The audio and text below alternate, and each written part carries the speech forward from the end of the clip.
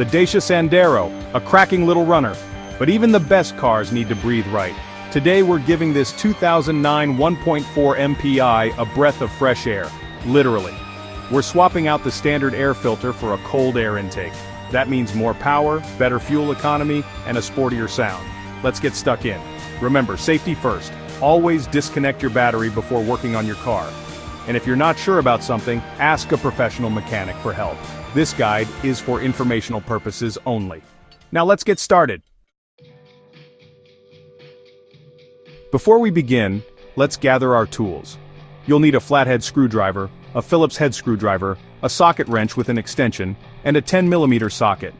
You'll also need your new cold air intake kit. Make sure you have the right one for your car model before you begin. Having the right tools makes all the difference. It's like having the right spanner for a stubborn bolt. With the right tools, this job will be a piece of cake.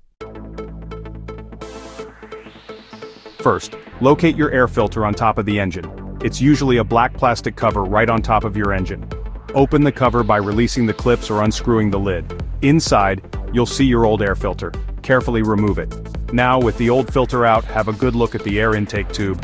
This is the pipe that connects the air filter housing to the engine. We'll be removing this to make way for our new cold air intake system.